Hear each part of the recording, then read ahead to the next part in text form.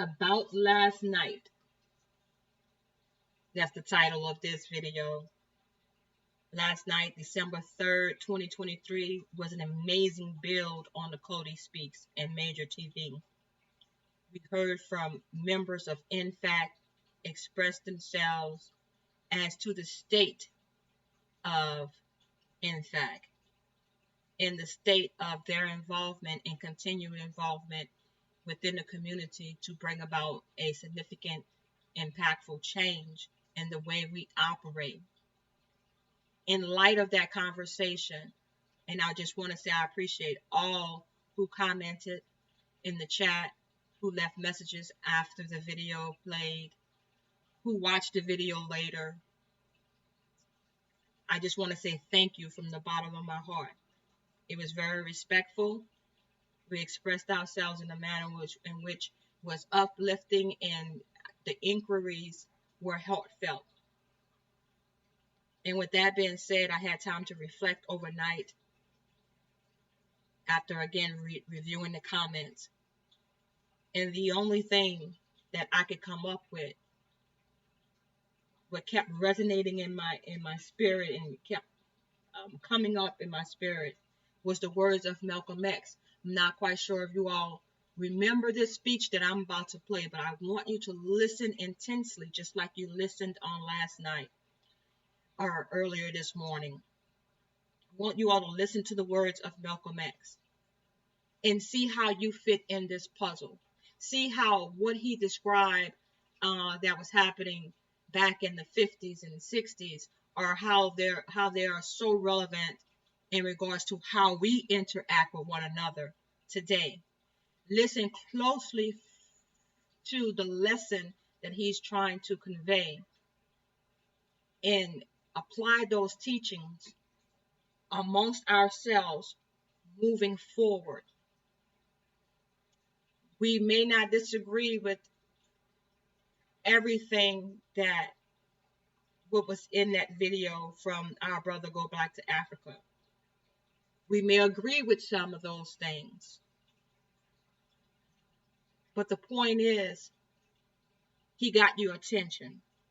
And so now I'm asking for you to pay attention to the words of Malcolm X as he tried to lay out what he thinks is the best way moving forward when you're working from a grassroots perspective, trying to avoid the pitfalls and the stumbling blocks that are faced in front of us in this hour.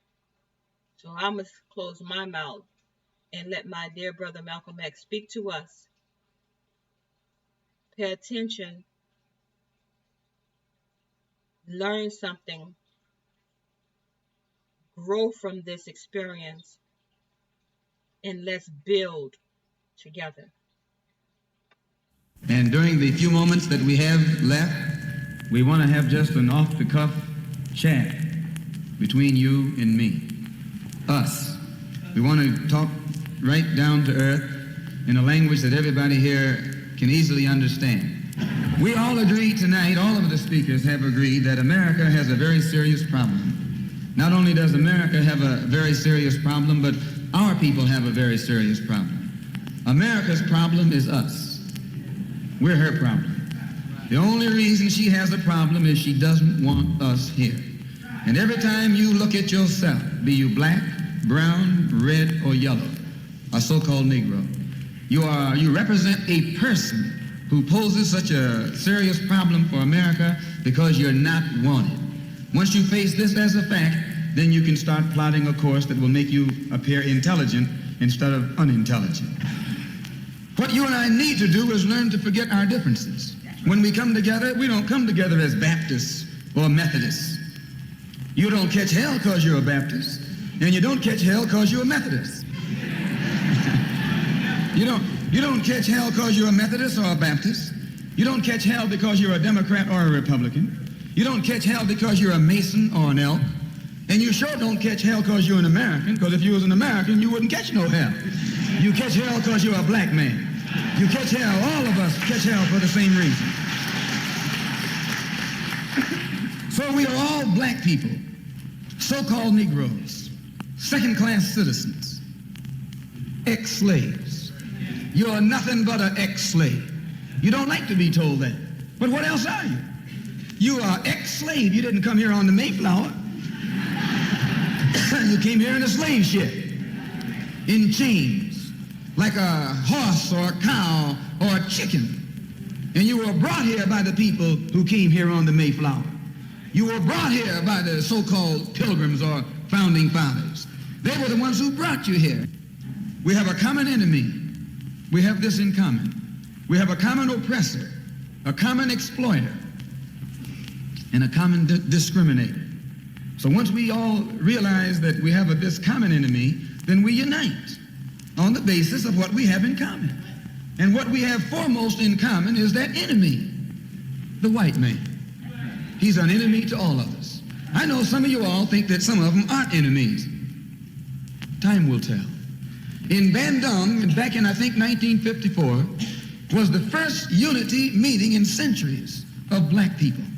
And once you study what happened at the Bandung Conference and the results of the Bandung Conference, it actually serves as a model for the same procedure you and I can use to get our problems solved.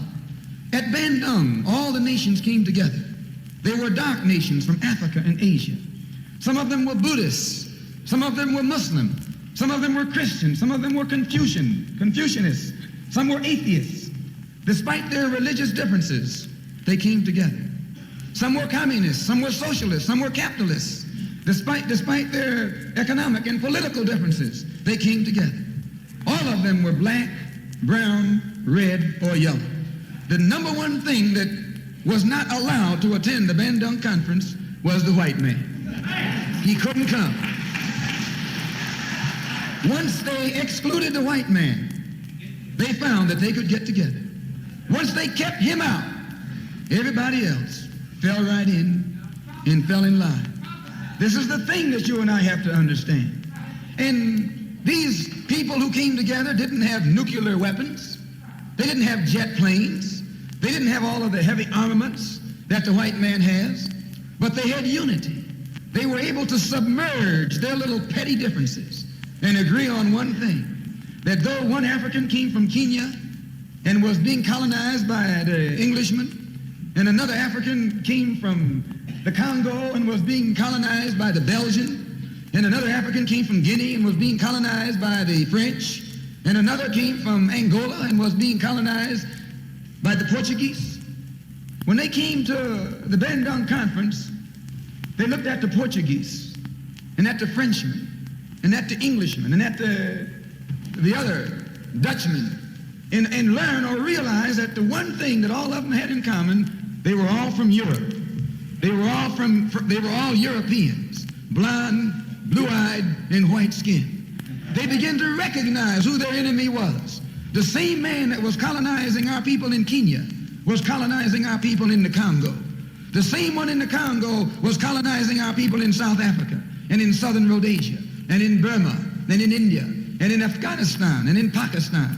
They realized all over the world where a dark man was being oppressed, he was being oppressed by the white man. Where the dark man was being exploited, he was being exploited by the white man.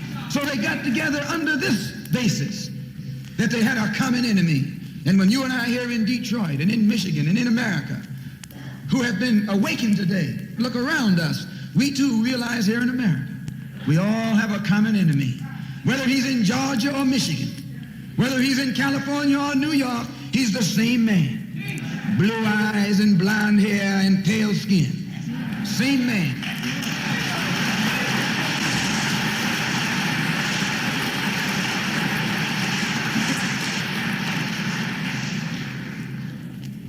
So what we have to do is what they did. They agreed to stop quarreling among themselves.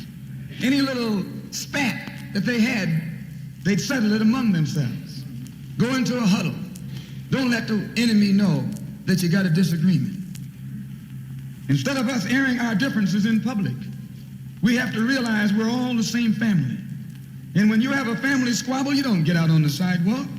If you do, everybody calls you uncouth, unrefined, uncivilized, savage. If you don't make it at home, you settle it at home. You get in the closet. Argue it out behind closed doors. And then when you come out on the street, you pose a common front, a united front. And this is what we need to do in the community and in the city and in the state. We need to stop airing our differences in front of the white man. Put the white man out of our meeting, number one, and then sit down and talk shop with each other. That's all you got to do.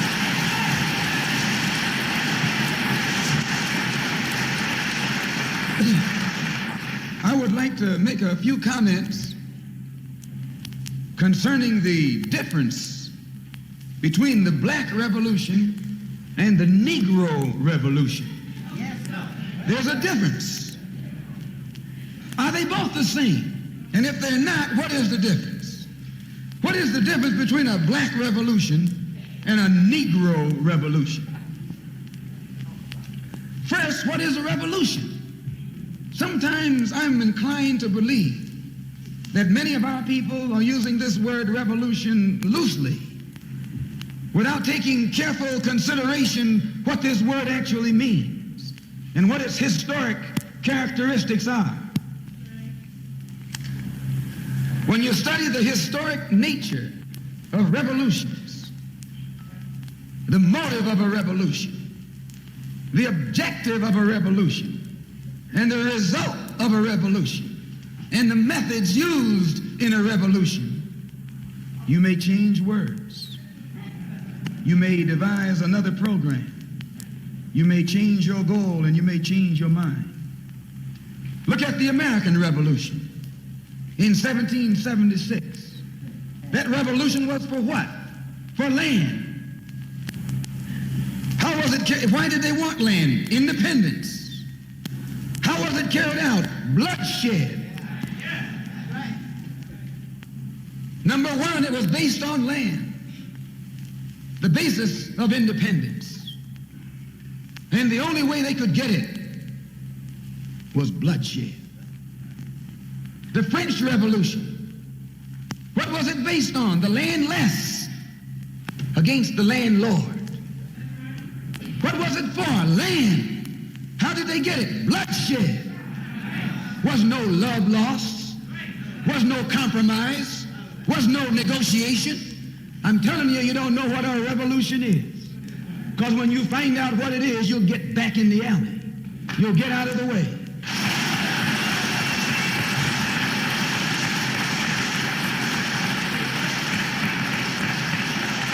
Come on in. The Russian Revolution. What was it based on? Land. The landless against the landlord.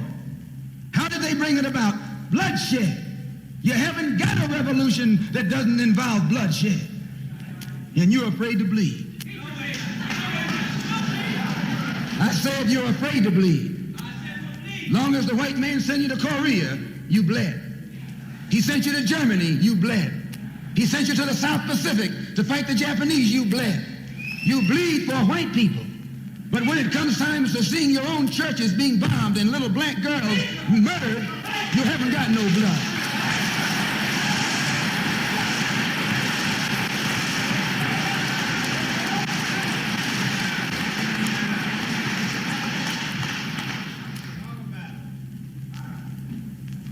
You bleed when the white man says bleed.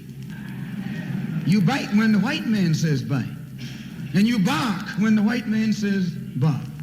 I hate to say this about us, but it's true. How you going to be nonviolent in Mississippi as violent as you were in Korea?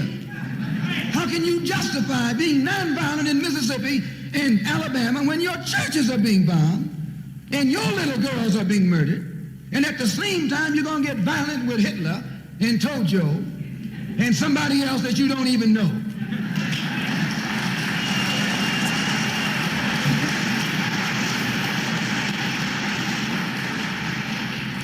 If violence is wrong in America, violence is wrong abroad. If it's wrong to be violent, defending black women and black children and black babies and black men, then it's wrong for America to draft us and make us violent abroad in defense of her.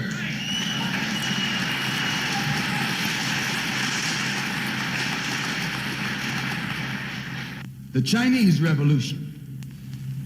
They wanted land. They threw the British out, along with the Uncle Tom Chinese. Yeah, they did. They set a good example. When I was in prison, I read an article, and don't be shocked when I say I was in prison. You're still in prison.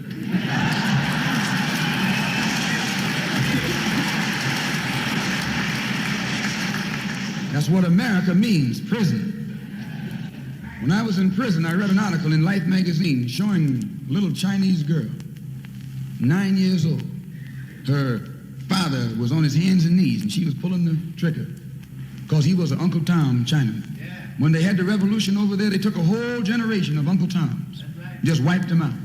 And within 10 years, that little girl became a full-grown woman. No more Toms in China. And today it's one of the toughest, roughest, most feared countries on this earth by the white man, because there are no Uncle Toms over there.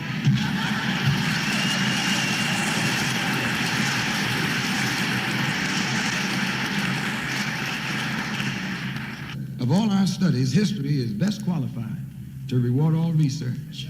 And when you see that you got problems, all you have to do is examine the historic method used all over the world by others who had problems similar to yours.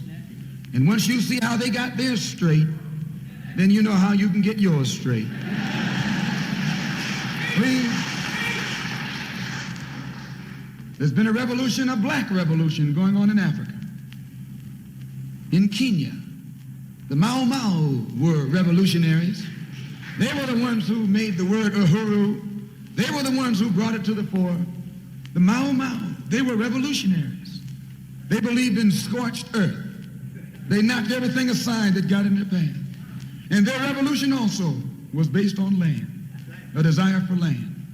In Algeria, the northern part of Africa, a revolution took place. The Algerians were revolutionists. They wanted land. France offered to let them be integrated into France. They told France to hell with France. They wanted some land, not some France.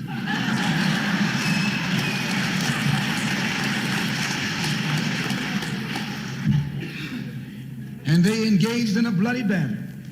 So I cite these various revolutions, brothers and sisters, to show you, you don't have a peaceful revolution. You don't have a turn the other cheek revolution. There's no such thing as a nonviolent revolution. Only kind of revolution that's nonviolent is the Negro revolution.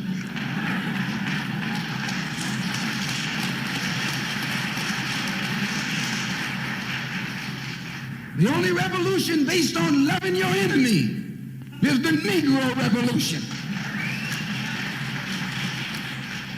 The only revolution in which the goal is a desegregated lunch counter, a desegregated theater, a desegregated park, and a desegregated public toilet. You can sit down next to white folks on the toilet.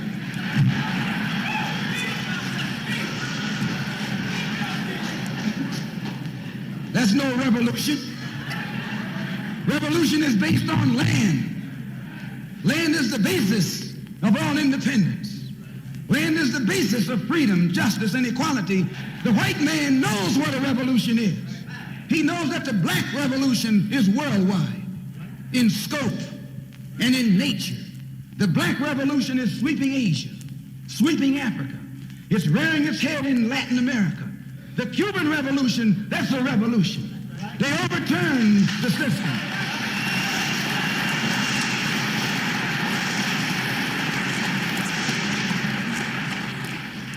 Revolution is in Asia. Revolution is in Africa. And the white man is screaming because he sees revolution in Latin America. How do you think he'll react to you when you learn what a real revolution is? You don't know what a revolution is. If you did, you wouldn't use that word. A revolution is bloody. Revolution is hostile. Revolution knows no compromise. Revolution overturns and destroys everything that gets in its way. And you sitting around here like a knot on these folks, no matter how much they hate me. No, you need a revolution.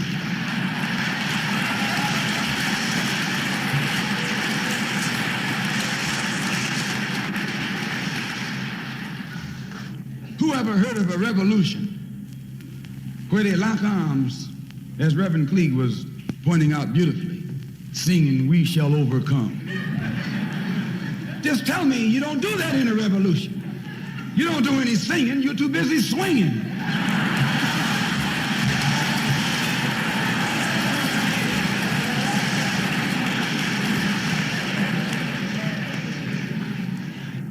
It's based on land. A revolutionary wants land so he can set up his own nation, an independent nation. These Negroes aren't asking for no nation. They're trying to crawl back on the plantation.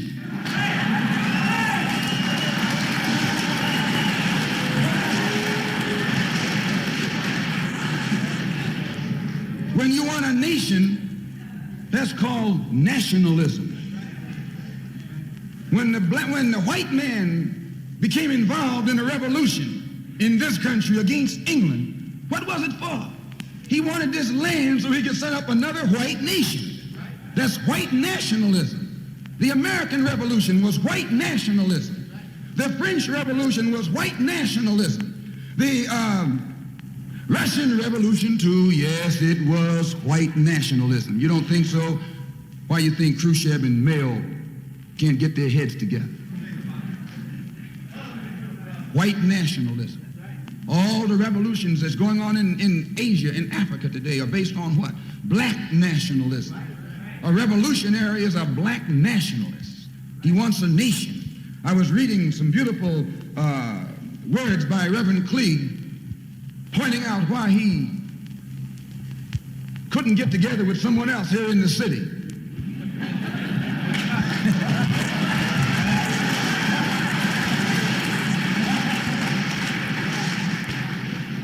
Because all of them were afraid of being identified with black nationalism. If you're afraid of black nationalism, you're afraid of revolution. And if you love revolution, you love black nationalism.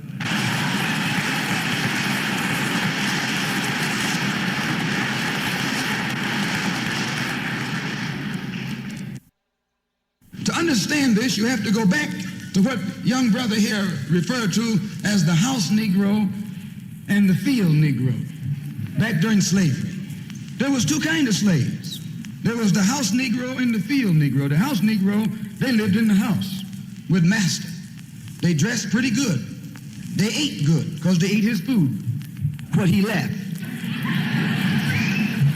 They lived in the attic or the basement, but still they lived near their master. And they loved their master more than the master loved himself. They would give their life to save their master's house quicker than the master would. The house Negro, if the master said, "We got a good house here," the house Negro said, "Yeah, we got a good house here." Whenever the master said "we," he said "we." That's how you can tell a house Negro. If the master's house caught on fire, the house Negro would fight harder to put the blaze out than the master would. If the master got sick, the house Negro would say, "What's the matter, boss?" "We sick, we sick."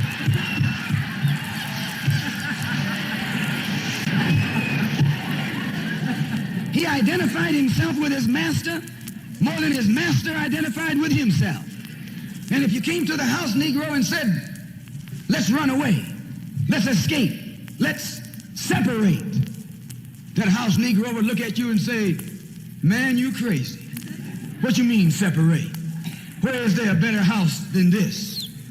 Where can I wear better clothes than this? Where can I eat better food than this?" That was that house Negro. In those days, he was called a house nigger. And that's what we call him today, because we still got some house niggers running around here.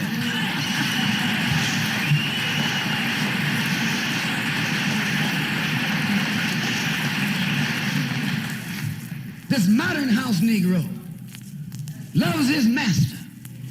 He wants to live near him. He'll pay 3 times as much as the house is worth just to live near his master. And then brag about, "I'm the only Negro out here."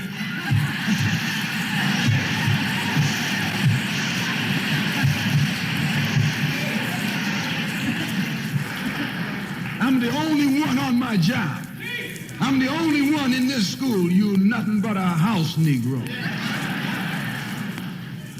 And if someone come to you right now and say, let's separate, you say the same thing that the house Negro said on the plantation.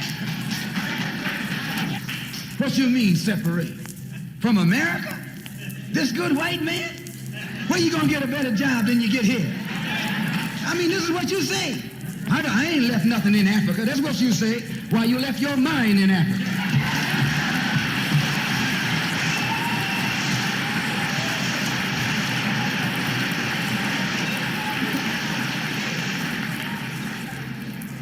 On that same plantation, there was the field Negro. The field Negro, those were the masses. There was always more Negroes in the field than there was Negroes in the house. The Negro in the field caught hell. He ate leftovers. In the house, they ate high up on the hog. The Negro in the field didn't get nothing but what was left of the insides of the hog. They call them chitlins nowadays. In those days, they call them what they were, guts. That's what you were, a gut eater. And some of you all still gut eaters.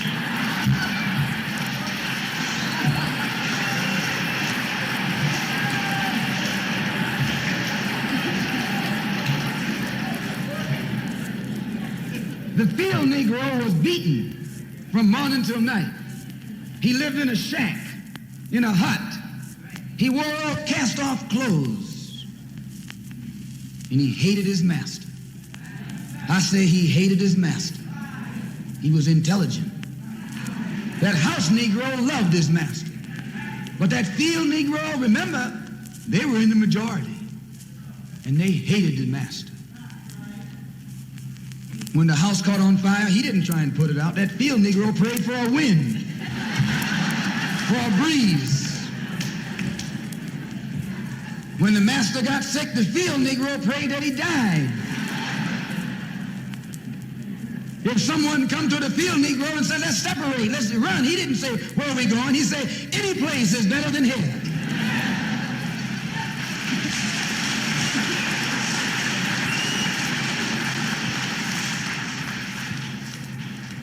You got field Negroes in America today.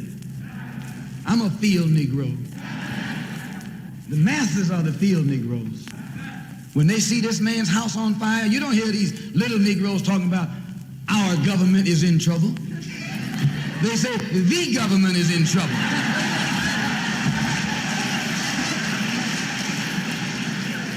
Imagine a Negro, our government. I even heard one say, our astronauts. They won't even let him near the plant. And our astronauts, our Navy, that's a Negro that's out of his mind. That's a Negro that's out of his mind. Just as the slave master in that day used Tom, the house Negro, to keep the field Negroes in check, the same old slave master today has Negroes who are nothing but modern Uncle Toms, 20th century Uncle Toms, to keep you and me in check, keep us under control, keep us passive and peaceful and nonviolent. That's Tom making you nonviolent. It's like when you go to the dentist and the man is going to take your tooth. You're going to fight him when he starts pulling. So they squirt some stuff in your jaw called Novocaine to make you think they're not doing anything to you. So you sit there and because you got all that Novocaine in your jaw, you suffer peacefully.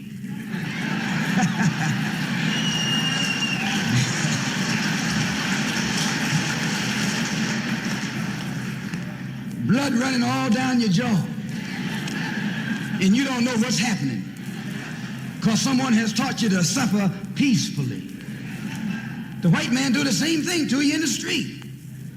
When he want to put knots on your head and take advantage of you and don't have to be afraid of you fighting back, to keep you from fighting back, he get these old religious Uncle Toms to teach you and me. They're just like Novocaine, suffer peacefully.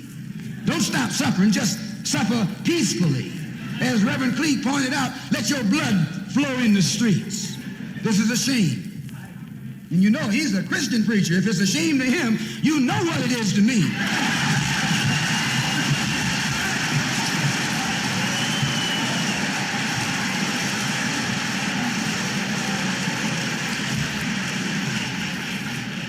Because nothing in our book, the Quran, as you call it, Quran, teaches us to suffer peacefully. Our religion teaches us to be intelligent, be peaceful, be courteous, obey the law, respect everyone. But if someone puts his hand on you, send him to the cemetery.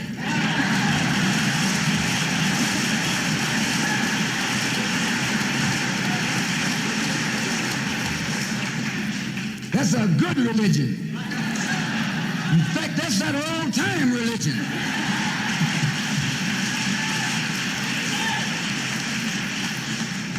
That's the one that Ma and Pa used to talk about. An eye for an eye, and a tooth for a tooth, and a head for a head, and a life for a life. That's a good religion. And then anybody, no one resents that kind of religion being taught but a wolf who intends to make you his meal. This is the way it is with the white man in America. He's a wolf, and you're a sheep. Anytime a shepherd, a pastor, teach you and me not to run from the white man, and at the same time teach us don't fight the white man, he's a traitor to you and me. Don't lay down our life all by itself. No. Preserve your life. It's the best thing you got. And if you got to give it up, let it be even Stephen.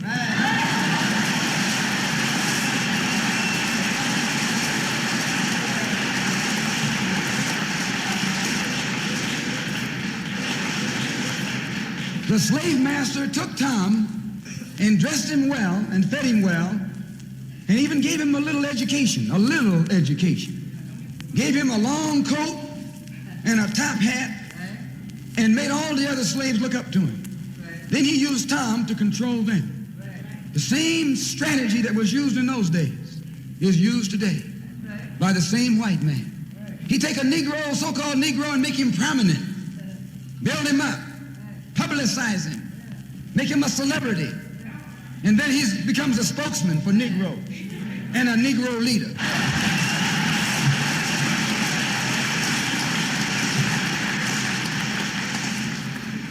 I would like to just mention one thing else quickly, and that is the method that the white man uses, how the white man uses these big guns or Negro leaders against the black revolution. They're not a part of the black revolution. They're used against the black revolution. When Martin Luther King failed to desegregate Albany, Georgia, the civil rights struggle in America reached its low point. King became bankrupt almost as a leader. Plus, even financially, the Southern Christian Leadership Conference was in financial trouble. Plus, it was in trouble, period, with the people when they failed to desegregate Albany, Georgia. Other Negro civil rights leaders of so-called national stature became fallen idols. As they became fallen idols, began to lose their prestige and influence, local Negro leaders began to stir up the masses. In Cambridge, Maryland, Gloria Richardson. In Danville, Virginia, and other parts of the country, local leaders began to stir up our people at the grassroots level. This was never done by these Negroes whom you recognize of national stature. They controlled you, but they never incited you or excited you. They controlled you. They contained you. They kept you on the plantation. As soon as King failed in Birmingham, Negroes took to the streets.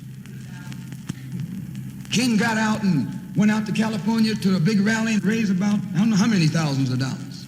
Come to Detroit and had a march and raised some more thousands of dollars. And recall, right after that, Wilkins attacked King, accused King and the Corps of starting trouble everywhere and then making the NAACP get him out of jail and spend a lot of money, and then he accused King and Corps of raising all the money and not paying it back. This happened. I got it in documented evidence in the newspaper. Roy started attacking King, and King started attacking Roy, and Farmer started attacking both of them. And as these Negroes of national stature begin to attack each other, they begin to lose their control of the Negro masses. And Negroes was out there in the streets. They was talking about, we're going to march on Washington. By the way, and right at that time, Birmingham had exploded, and the Negroes in Birmingham, remember, they also exploded. They began to stab the crackers in the back and bust them upside the head. Yes, they did. That's when Kennedy sent in the troops down in Birmingham. So, and right after that, Kennedy got on the television and said, this is a moral issue.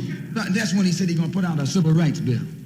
And when he mentioned civil rights bill and the Southern crackers started talking about they were going to boycott it or filibuster it, then the Negroes started talking about what? We're going to march on Washington, march on the Senate, march on the White House, march on the Congress, and tie it up, bring it to a halt.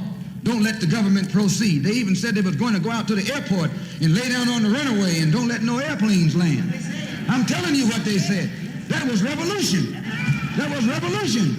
That was the black revolution. It was the grassroots out there in the street. Scared the white man to death. Scared the white power structure in Washington, D.C. to death. I was there. When they found out that this black steamroller was going to come down on the Capitol, they called in Wilkins. They called in Randolph. They called in these national Negro leaders that you respect and told them, call it off. Kennedy said, look, y'all letting this thing go too far. And old Tom said, boss, I can't stop it because I didn't start it.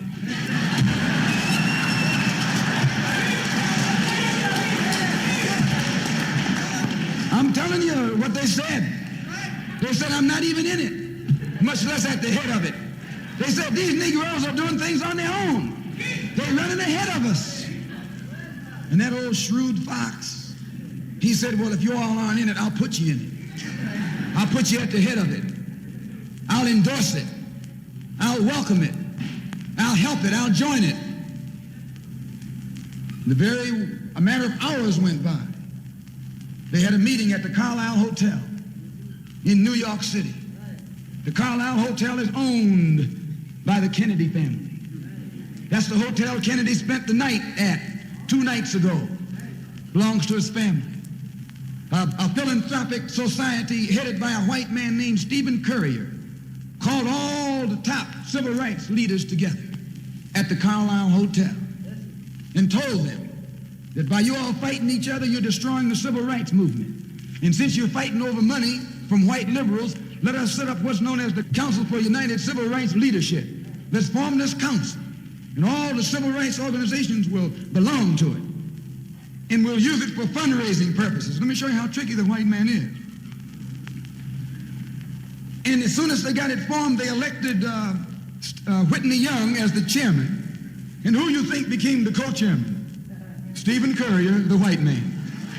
A millionaire. Powell was talking about it down at the Cobo today. This is what he was talking about. Powell knows it happened. Randolph knows it happened. Wilkins knows it happened. King knows it happened. Every one of that so-called Big Six. They know what happened. Once they formed it, with the white man over it, he promised them and gave them $800,000 to split up between the Big Six, and told them that after the march was over, they'd give them $700,000 more. $1.5 million split up between leaders that you've been following, going to jail for, crying crocodile tears for, and they've nothing but Frank James and Jesse James and brothers.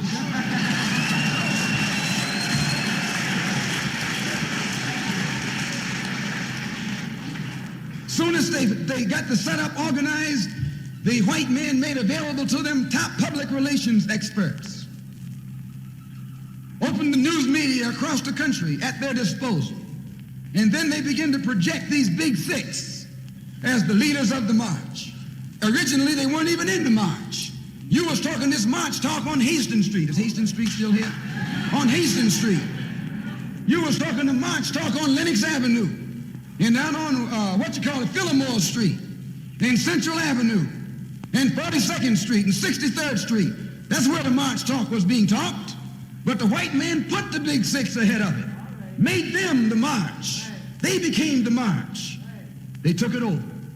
And the first move they made after they took it over They invited Walter Reuther, a white man. They invited a priest, a rabbi, and an old white preacher. Yes, an old white preacher. The same white element that put Kennedy in power. Labor, the Catholics, the Jews, and liberal Protestants. Same clique that put Kennedy in power joined the March on Washington. It's just like when you got some coffee that's too black, which means it's too strong. What you do, you integrate it with cream.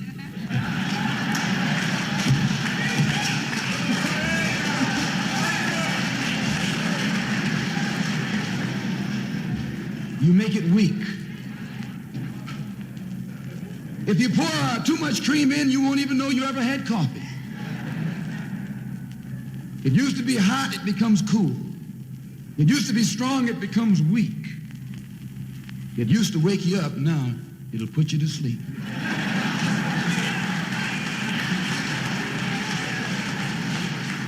This is what they did with the March on Washington. They joined it. They didn't integrate it, they infiltrated it. They joined it, became a part of it, took it over. And as they took it over, it lost its militancy. They ceased to be angry. They ceased to be hot. They ceased to be uncompromising. Why, it even ceased to be a march. It became a picnic, a circus. Nothing but a circus with clowns and all. You had one right here in Detroit. I saw it on television with clowns leading it, white clowns and black clowns. I know you don't like what I'm saying, but I'm going to tell you anyway, because I can prove what I'm saying. If you think I'm telling you wrong, you bring me Martin Luther King and A. Philip Randolph and James Farmer and those other three, and see if they'll deny it over a microphone. No, it was a sellout. It was a takeover. When James Baldwin came in from Paris, they wouldn't let him talk because they couldn't make him go by the script. Burt Lancaster read the speech that Baldwin was supposed to make. They wouldn't let Baldwin get up there because they know Baldwin liable to say anything. They controlled it so tight, they told those Negroes what time to hit town, how to come, where to stop,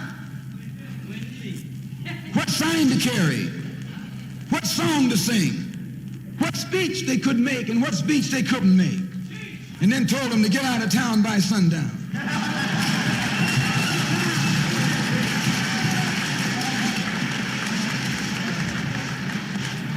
And every one of those Toms were out of town by sundown. Now, I know you don't like my saying this, but I can back it up. It was a circus, a performance. It beat anything Hollywood could ever do. The performance of the year. Reuther and those other three devils should get an Academy Award for the best actors because they acted like they really loved Negroes and fooled a whole lot of Negroes. And the 6 Negro leaders should get an award, too, for the best supporting cast.